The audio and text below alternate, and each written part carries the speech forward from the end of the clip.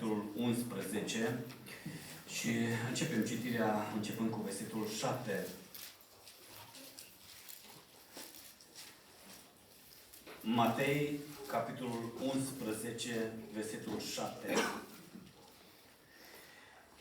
Pe când se duceau ei, Iisus a început să vorbească noroadelor despre Ioan. Ce ați ieșit să vedeți în pustiu? O trestie clătinată de vânt? Dacă nu, atunci ce ați ieșit să vedeți? Un om îmbrăcat în haine moi? Iată că cei ce poartă haine moi sunt în casele împăraților. Atunci ce ați ieșit să vedeți? Un proroc? Da, vă spun, și mai mult decât un proroc, căci el este acela despre care s-a scris: iată, trimit înaintea feței tale pe sorul meu, care îți va pregăti calea înaintea ta. Adevărat vă spun că dintre cei născuți din femeie nu s-a sculat niciunul mai mare decât Ioan Botezătorul. Totuși, cel mai mic în împărăția cerurilor este mai mare decât el. Din zilele lui Ioan Botezătorul până acum împărăția cerurilor se ia cu năvala și cei ce dau năvală pun mâna pe ea. Căci până la Ioan au prorocit toți prorocii și legea. Și dacă vreți să înțelegeți, el este Ilie care trebuia să vină. Cine are urechi să audă, de auzit să audă, spune cuvântul lui Dumnezeu. Amin. Reocupăm locurile.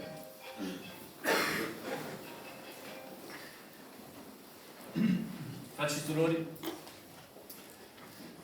în seara aceasta vrem să ne uităm în cuvântul lui Dumnezeu și în mod special ne vom uita la acest personaj, la acest bărbat din Sfânta Scriptură și apoi, uitându-ne la el, la viața lui, vrem să luăm câteva învățături și pentru viața noastră și pentru noi. Am dat ca și titlul acestui mesaj din seara aceasta: Viața unui Sfânt. Bisericile tradiționale îl numesc pe Ioan Botezătorul, îl declară și l-au declarat Sfânt. Scriptura spune pe paginile ei că Dumnezeu vrea de la fiecare dintre noi să ne sfințim, pentru că El spune: eu sunt Sfânt. Dumnezeu este Sfânt și noi, la rândul nostru, trebuie să ne sfințim. Așa că dacă unuia dintre noi ni s-ar spune în seara aceasta sau s-ar face o afirmație despre noi sau ne-ar întreba cineva: ești Sfânt? Dacă noi trăim după criteriile și după principiile Sfintelor Scripturi, am putea să spunem că da. Dar nu suntem un Sfânt din ăla afișat, pictat undeva, pus undeva pe o icoană, pe o pânză, pe un geam, sau mai mult de atât, vrem să tindem, vrem să mergem, vrem să călătorim pas cu pas spre desăvârșire, spre sfințire. Pentru că Apostolul Pavel spune: călcați pe urmele mele, întrucât eu, la rândul meu, am călcat pe urmele lui Hristos. Și dacă am călcat și noi, la rândul nostru, pe urmele pașilor înaintașilor noștri, cei care ne-au adus Evanghelia, care ne-au transmis cuvântul Scripturii, prin viu grai sau prin scris, așa cum o avem noi astăzi, dacă am urma și dacă am privit cu atenție la viața lor și le-am urma pilda, le-am urma activitatea și viața, atunci, de ce nu, poate și despre noi s-ar putea face afirmații de felul acesta, că suntem oameni neprihăniți, oameni care tindem spre sfințenie și Dumnezeu să ne ajute pe fiecare dintre noi. Repet, a fi sfânt nu înseamnă că obligatoriu trebuie să te declare cineva. Să fii declarat de o anumită biserică, declarat de un anumit sinodiu, de o anumită întâlnire a mai marilor biserici. Și apoi să ai o zi în care oamenii ceilalți să se închine înaintea ta. Nu asta înseamnă să fii sfânt. Și sfânt înseamnă să trăiești o viață după principiile lui Dumnezeu. Unde găsim aceste principii? În Sfânta Scriptură. Unde găsim acest standard de care vorbește Dumnezeu ca noi să devenim oameni sfinți în Sfânta Scriptură. Viața unui sfânt. Și au cântat grupul de frați și surori în seara aceasta despre viață. Și vedeți, spune Apostolul Iacov atunci când scrie această epistola sa, în capitolul 4 cu 14, pune această întrebare. Iacov pune această întrebare. Ce este viața voastră? Aveți întrebarea aceasta în versetul acesta. Că ce este viața voastră? Ce este viața voastră?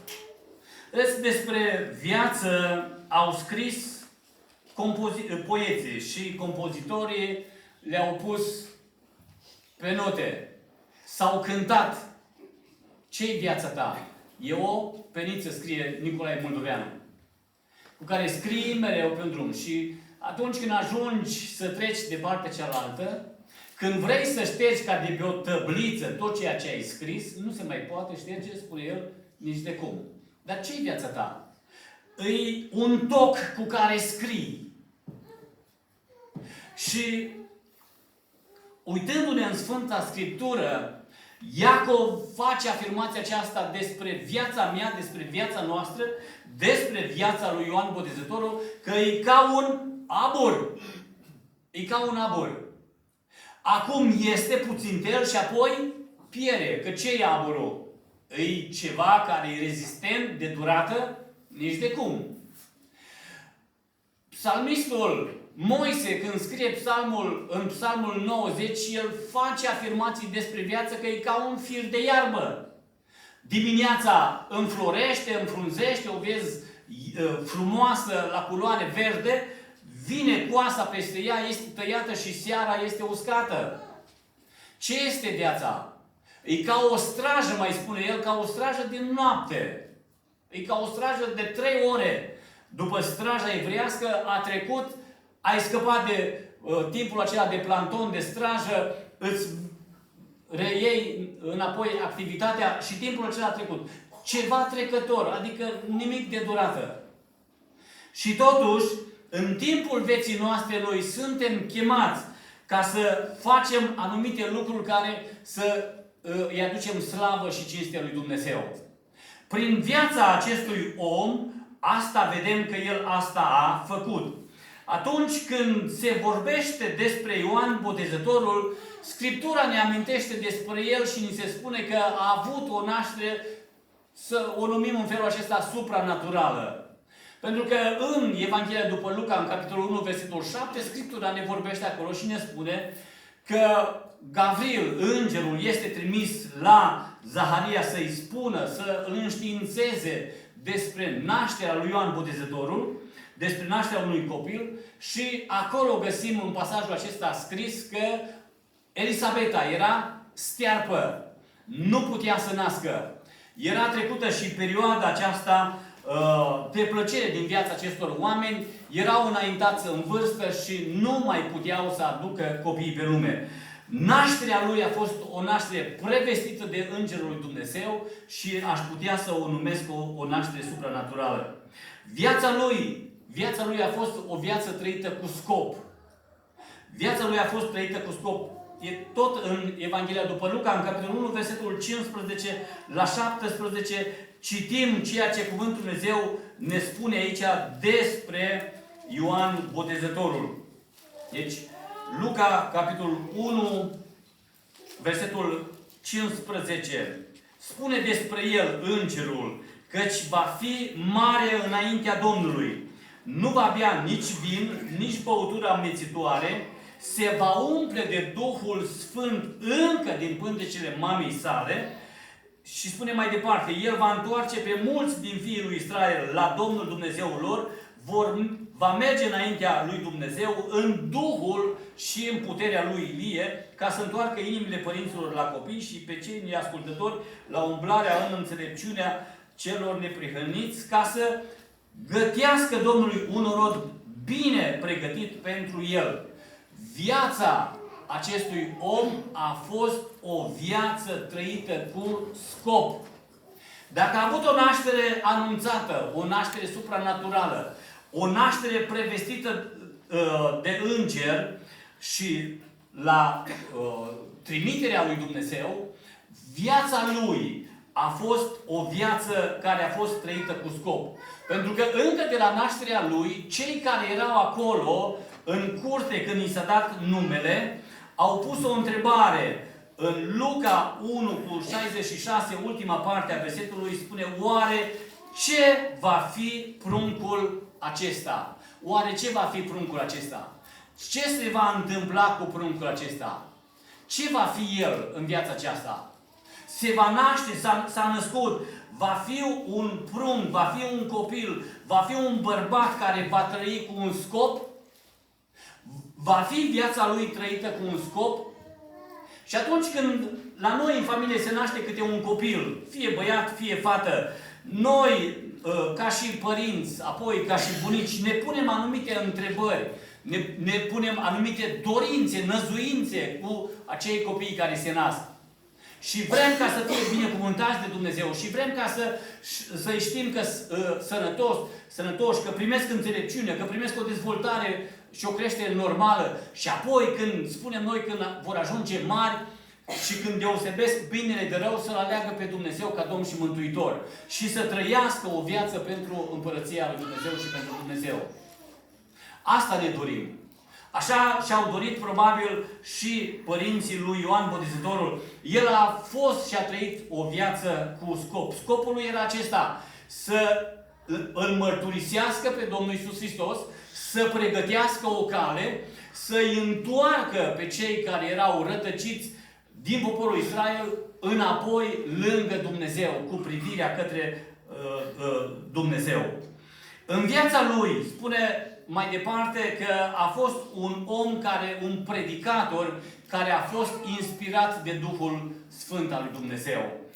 În Matei, capitolul 3, versetul 8 și versetul 9, el are acolo o reacție dură. Pentru că atunci când vin iudeii la Iordan ca să fie botezați, Ioan predică în versetul 2 și spune: pocăiți-vă, căci împărăția celor este aproape. Și spune despre el, Matei face afirmația că Ioan, acesta era acela care fusese vestit prin prorocul Isaia, care zice: iată glasul celui ce strigă în pustie, pregătiți calea Domnului, neteziți-i cărările. Adică viața lui cu scop. Un om trăit mai departe, versetul 4, în simplitate. Vedem aici, purta o haină de păr de cămilă și se hrănea cu lăcuste și mere sălbatică. Locuitorii din Ierusalim și din toată Iudea și din împrejurimea Iordanului veneau la el ca să fie botezați în râul Iordanului. Își mărturiseau păcatele, erau botezați de către el în Iordan. Dar, în versetul 7 spune: când a văzut Ioan Botezătorul atitudinea fariseilor și a saducheilor, în versetul 8 și 9 spune: faceți, dar roade vrednice de pocăința voastră. Să nu credeți că puteți zice în voi înșivă: avem ca tată pe Avram, căci vă spun că Dumnezeu din pietrele acestea poate să ridice fiii lui Avram. Și în versetul 7 el face afirmația aceasta către saduchei și către farisei: pui de năpârci. Privește spre ei, spre farisei, spre saduchei, le cunoaște viața, le cunoaște atitudinea, știe că nu sunt vrednici ca să intre în apa botezului, pentru că era ceva de fațadă. Nu era o schimbare, nu era o naștere din nou, nu era o transformare interioară a lor. Era doar ceva de fațadă și atunci Ioan îi numește în felul acesta. Și am spus că omul acesta este un predicator inspirat de Duhul Sfânt al lui Dumnezeu. Este un om care se pregătește atunci când transmite un mesaj și mesajul acesta vine din partea lui Dumnezeu. Este un predicator dur.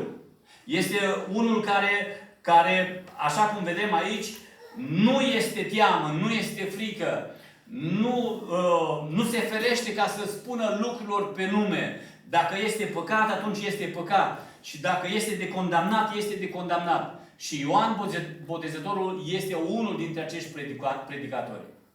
Nu ne-ar prea place să avem în bisericile noastre păstori de felul lui Ioan Botezătorul. Nu prea ne-ar place. Așa? Nu prea am vrea să avem în biserică păstori ca Ioan Botezătorul să vină la amvon și să se uită peste noi în sală și să spună: pui de năpârci. Care dintre nouă ne-ar fi plăcut să auzim afirmații de felul acesta din gura păstorului, din gura slujitorului? Dar vedeți, Ioan, când trebuie să facă afirmații de felul acesta, le face. Le face. De aceea, frați și surori, uitându-ne la omul acesta, la viața unui sfânt, haideți ca să învățăm și noi și să acceptăm și noi.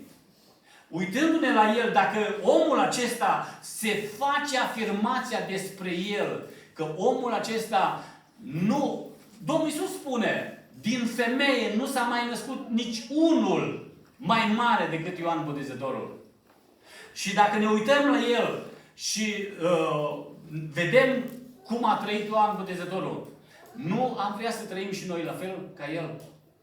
Ne-am născut, nu am avut o naștere prevestită. Ne-am născut în familiile părinților noștri. Am trăit. Am început să ne dezvoltăm. Dar după nașterea noastră, fiecare dintre noi ne-am pus în mintea noastră, ne-am făcut un plan, un scop, un cel, să ajungem, să devenim ceva în viața aceasta. Și pe planul celor materiale, și bine este, dar bine este și în cele sfinte să fim la fel. Avem nevoie în biserică de oameni care să slujească. Avem nevoie în biserică de surori care să se implice în lucrările în care pot sluji în adunare. Frați și surori, avem nevoie de tineri care să cânte, avem nevoie de bărbați, femei, de fiecare. Dumnezeu are nevoie în biserică. Și așa cum am mai spus-o și cum ați auzit de atâtea ori, în biserică nimeni nu trebuie să stea șomer. În adunare, în casa lui Dumnezeu, în biserica lui Hristos, fiecare dintre noi avem ceva de făcut. Avem ceva și trebuie să avem ceva de făcut. Asta este să fie o viață trăită cu scop. Apoi că unii dintre noi suntem predicatori, că unii dintre noi suntem vorbitori. Cei care o facem trebuie să fim inspirați de Duhul Sfânt al Dumnezeu. Amin? Trebuie să ne pregătim pentru a transmite un mesaj. Dar mesajul acesta să fie inspirat de Duhul lui Dumnezeu. Să nu fie doar un mesaj pregătit la nivel intelectului și rămâne acolo. Să fie un mesaj care să fie transmis mai departe prin Duhul Sfânt al Dumnezeu. Uitându-ne la omul acesta, în viața lui vom vedea că Ioan are și momente de slăbiciune. Era și el om, chiar dacă eu l-am numit, am zis că viața unui sfânt, dar avea și el slăbiciunile lui. Și avea și el temerile lui. Atunci când el îl vede pe Domnul Iisus Hristos, când intră în apa botezului și când îl vede pe Domnul Iisus Hristos, el îl recunoaște și știe cu cine are de a face, știe cine este el. Chiar dacă erau rude, chiar dacă era mai mare cu 6 luni decât Domnul Iisus Hristos și au trăit împreună în aceeași perioadă de timp. Dar Ioan îl știe cine este Domnul Iisus Hristos și va face niște declarații mai târziu, am să le spun despre Domnul Iisus Hristos. Dar cu toate acestea, atunci când Ioan ajunge în temniță, în capitolul 11, versetele de la 2 până la 6, când Ioan ajunge în temniță, Ioan spune că trimite la Domnul Iisus Hristos din temniță, trimite pe ucenicii lui și îl întreabă în versetul 3. Tu ești acela care are să vină sau să așteptăm pe altul? Tu ești acela. Dar nu a auzit el glasul din versetul 17 din capitolul 3. Acesta este Fiul meu prea iubit în care îmi găsesc toată plăcerea. Că glasul acesta s-a auzit din cer. S-a deschis cerul și din cer s-a auzit un glas. Și din cer a coborât Duhul Sfânt în chip de porumbel, spune peste el. Și s-a auzit glasul acesta din ceruri. Și Ioan era acolo, în râul Iordan. Era lângă el când s-a auzit glasul. Și totuși, după o perioadă de timp când Ioan este aruncat în temniță de către Irod pentru mesajul predicilor pe care le avea. Pentru că Ioan se duce la Irod și îi spune: Irod, nu ți este îngăduit să trăiești e cumnata ta. E soția lui Filip și tu nu ți este îngăduit să trăiești cu ea. Tu trăiești în păcat. Și pentru aceasta Irod căuta de mult să ia viața, dar se temea de norod, că norodul îl aprecia, îl iubea pe Ioan. Era un proroc, era unul de-ai lor și îl iubea, îl apreciau. Și Irod căuta să-l omoare, dar nu reușește să-l omoare, dar totuși îl aruncă în temniță. Și acolo în temniță, când Ioan ajunge acolo, el își pune întrebarea aceasta: oare despre acela care l-a botezat în Iordan, oare despre acela care se vorbește atâta, este el Mesia? Pentru că, frați și surori, evreii îl așteptau pe Mesia. Era o noapte de 400 de ani, întuneric, beznă spiritual la evrei. De la Vechiul Testament până la Noul Testament. A fost întuneric spiritual. Nu mai știau nimic, nici de închinare, nici de jertfe. Era doar ceva de fațadă. Jertfele de la templu, închinarea de la templu. Și tot ritualul acesta era doar la nivel de minte. Nu mai era nimic la nivel de inimă. Era întuneric, beznă în viața lor. Și ei îl așteptau pe Mesia. Și Ioan îl aștepta pe Mesia. Și pune întrebarea aceasta: oare el este, oare tu ești acela? Sau trebuie încă să mai așteptăm? Va mai fi iar încă noapte peste noi? Și Domnul Iisus Hristos răspunde: duceți-vă și spuneți lui Ioan ceea ce auziți și vedeți. Adică orbii își capătă vederea, șchiopii umblă, leproșii sunt curățați, surzii aud, morții învie, săracilor li se vestește, li se propovăduiește Evanghelia. Și Ioan aude aceste cuvinte și Ioan, să spunem așa, că rămâne acolo în temniță și își acceptă și moartea ca martir, că până la urmă Ioan moare ca și martir. După o viață cu scop, după o viață de a predica cuvântul inspirat de Duhul lui Dumnezeu, după ce a avut urcușuri și coborâșuri, Ioan, știm la acel eveniment în care Irod dă în cinstea zilei un ospăț. La acest ospăț fiica Irodiadei dansează și Irod face afirmația aceasta că dă cu jurământ, spune că făgăduiește că va da orice ce îi se va cere. Și îndemnată de mama ei, de Irodiada, fata aceasta cere capul lui Ioan Botezătorul pe o farfurie. Interesant este că împăratul s-a întristat, dar n-am înțeles de ce, pentru că totuși Irod căuta să-l omoare. Acum nu și-a împlinit scopul lui, vroia el să-l execute el în alt mod. De ce totuși împăratul s-a întristat? Sau poate în ultima perioadă de timp i-o fi venit mintea la cap. Nu? Că la orice om îi vine și mintea la cap la un moment dat. După atâtea zile în care Ioan de acolo din temniță probabil striga la Irod, trecând prin curte: Irod, nu ți este îngăduit, Irod, las-o, Irod, fii liniștit, Irod, vezi de viața ta, pocăiește-te. Nu? Că asta predica, era mesajul lui, de pocăință. Probabil, poate și la mintea lui Irod s-o fi făcut ceva, vreo schimbare. Frați și surori, ne uităm la omul acesta din Scriptură și vrem ca să învățăm și noi că atunci când stăm și când ne raportăm la Domnul Iisus Hristos, noi trebuie să îl recunoaștem în supremația Lui. Pe Domnul Iisus Hristos. Am afirmat și am spus și Domnul Iisus Hristos spune El și am citit că din femeie nu s-a mai ridicat nimeni mai mare decât Ioan Botezătorul. Dar atunci când Ioan era în râul Iordan și Domnul Iisus Hristos pășește în Iordan pentru a fi botezat, pentru că am avut sărbătorile acestea acum nu de mult, spune când a intrat acolo, spune în versetul 14 din Matei 3, dar Ioan căuta să-l oprească zicând, eu, zicea el, am trebuință să fiu botezat de tine și tu vii la mine?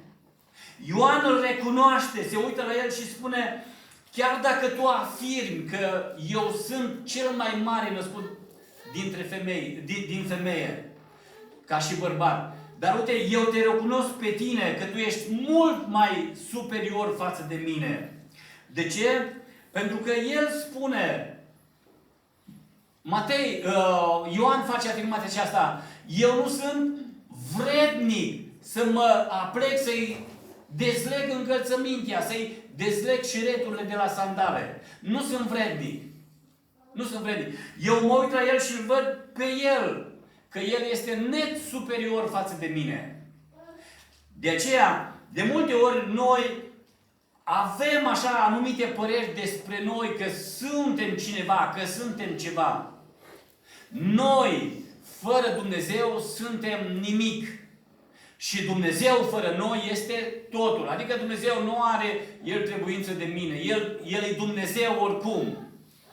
Dar eu, fără Dumnezeu, sunt zero, sunt nimic. El fără mine, tot Dumnezeu este. Ioan, uitându-se la Domnul Iisus Hristos, îl vede că El e net superior. E net superior. Și asta vrem să înțelegem și noi în seara aceasta. Cum ne raportăm noi la Domnul Iisus Hristos? Cum ne comportăm noi față de Domnul Iisus Hristos? Avem un Dumnezeu căruia ne închinăm și îl respectăm și îl cinstim în totalitate, 100%? Declarăm noi lui Dumnezeu dragoste, apreciere, iubire, supunere 100%? Sau umblăm cu jumătăți de măsură? Știți, la Dumnezeu nu merge cu jumătăți de măsură. De aceea, Domnul să ne ajute ca, uitându-ne la Ioan Botezătorul, să înțelegem, chiar dacă omul acesta a fost prevestit prin naștere, trăit cu un scop, umplut de Duhul Sfânt al Dumnezeu încă din pântecele mamei sale. Lucru care nu se întâmplă la orice om. Da? Omul acesta declarat despre el că este cel mai mare bărbat născut din femeie. Declarat de Domnul Iisus Hristos, și aici intrăm într-o altă latură, dar nu vrem să greșim. Când citim pasajul și când Domnul Iisus Hristos vorbește despre Ilie și despre Ioan Botezătorul. Biserica nu crede în reîncarnare. Ioan Botezătorul nu este Ilie al Vechiului Testament. Da? Pentru că în Scriptura pe care eu o citesc, este un verset care spune așa, în Evrei, capitolul 9, cu versetul 27. Și după cum oamenilor le este rânduit să moară o singură dată, iar după aceea vine judecata. Adică după ce ai murit, nu te reîncarnezi, nu vii din nou în lumea aceasta într-o altă ființă. Biserica nu crede așa ceva, nu mărturisește și condamnă învățătura aceasta. Chiar dacă vin oameni și spun că au trăit o viață și într-o viață a fost prințesă, într-o viață nu știu ce a fost și vin cu astfel de învățături și învățăturile acestea vin din budism și din hinduism și așa mai departe. Biblia și noi, ca și biserică, condamnăm lucrul acesta. Ei, ce vrea să spună însă Domnul Iisus Hristos acolo cu Ilie și cu Ioan Botezătorul este că în Duhul, nu în trupul sau în ființa lui, în Duhul, în puterea lui Ilie. Vă aduceți aminte cumva cam ce predica Ilie? Ce propovăduitor a fost Ilie? Cum se uita Ilie la Ahab și spunea, când Ahab împăratul vede, și tu ești cel care nenorocești pe popor. Nu eu. Tu ești. Și ca și un om simplu să arăți cu degetul și să faci afirmația aceasta către împărat, ori erai prea curajos, ori erai un pic așa, nu? Adică secunda următoare puteai să ai sabia la gâtul tău. Dar Ilie spune, tu nenorocești și cu nevastă ta și cu toată familia ta. Nenorocești poporul și din cauza ta poporul acesta suferă de sete, de foame și în țară nu mai plouă de 3 ani. Din pricina ta. Și apoi știm pe Carmel cum Ilie adună preoții și cum își bat joc de preoții lui Baal și Asaptei și spune, strigați mai tare, faceți-vă tăituri, că Dumnezeul vostru poate doarme, Dumnezeul vostru poate este în călătorie. Și apoi el cheamă poporul lângă el prin rugăciunea aceea și spune, Doamne, acum fă să se cunoască în Israel că Tu ești singurul Dumnezeu, că eu sunt slujitorul Tău și în felul acesta descoperă cine este adevăratul Dumnezeu. Ei, Ilie, și pasajele mai sunt despre el, Ilie are un duh din acesta de a predica, de a întoarce inima poporului, că asta a făcut pe Carmel, de a întoarce inima poporului din rătăcire la Dumnezeu. Același duh l-a avut și Ioan Botezătorul și așa spune despre el. Că asta va face el, va întoarce inima oamenilor rătăciți înapoi spre Dumnezeu sau a părinților spre copii sau a copiilor spre părinți. De aceea reafirm, Ioan Botezătorul nu este Ilie reîncarnat. Da? Ilie a fost unul, da? A fost înălțat într-un car de foc. Știm despre el că la vremea potrivită va veni să moară, pentru că sunt în Apocalipsa 2 martori și Biblia ne vorbește despre 2 oameni care n-au murit, nu au fost îngropați, nu știm unde este mormântul, unul este Ilie și unul este Enoch. Și după Scriptură și după ceea ce v-am citit, că orice om este rânduit să moară o singură dată, probabil și aceștia 2, după cum spune Scriptura, ca martori din Apocalipsa vor veni și vor trebui ca să moară. Deci Ilie este unul, Ioan Botezătorul este altul. Ioan Botezătorul simte că are nevoie de Dumnezeu.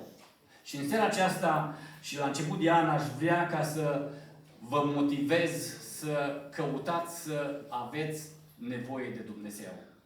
El spune în versetul 14 aici, recitesc, după ce îl vede și îl recunoaște că îl recunoaște în Domnul Iisus Hristos că e mai mare decât el, el spune, eu am trebuință să fiu botezat de tine, nu tu de mine.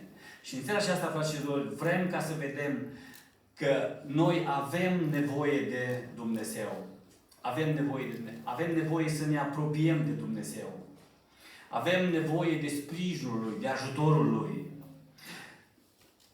Psalmul 118, versetul 6 la 9, dar nu le citim, spune că Domnul este ajutorul și adăpostul nostru și sprijinul nostru. Și sunt atâtea pasaje din Sfânta Scriptură. Evrei 4 cu 16, da, ne vorbește și ne îndeamnă să ne apropiem de Domnul, că El este ajutorul și sprijinul nostru. Și un ajutor care nu lipsește niciodată în nevoi, atunci când suntem la nevoie. Avem nevoie. Avem nevoie de iubire, avem nevoie ca să acordăm iubire, avem anumite nevoi. De aceea Biblia spune în Ieremia 29:11, eu știu gândurile pe care le am cu privire la voi, să vă dau o nădejde și un viitor.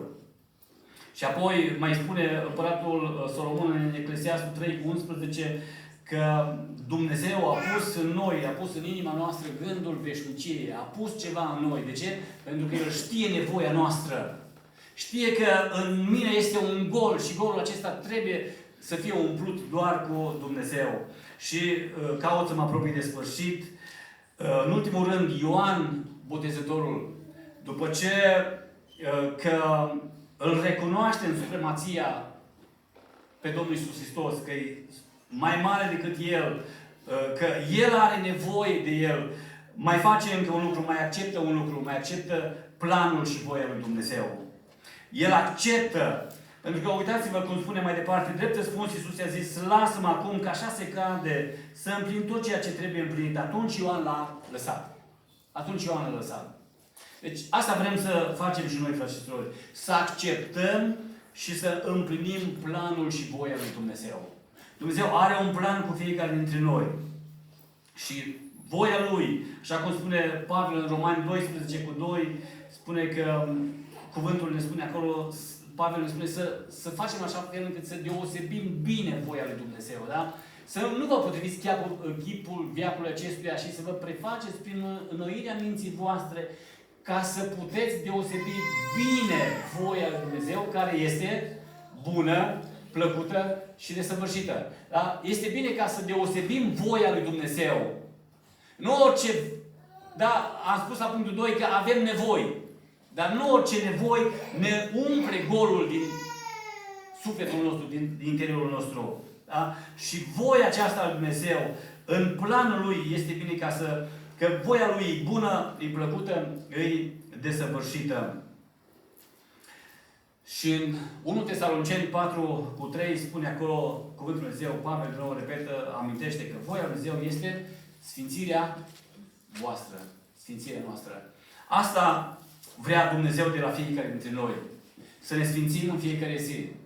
Și sfințindu-ne în așa fel încât la sfârșitul vieții noastre, așa cum despre Ioan s-a făcut atâtea afirmații frumoase, așa cum după ce i-a fost tăiat capul și dus pe o farfurie, au venit ucenicii, i-au luat trupul și l-au îngropat.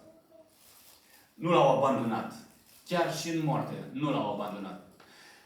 La un moment dat știm că în timpul vieții sale el avea ucenicii lui.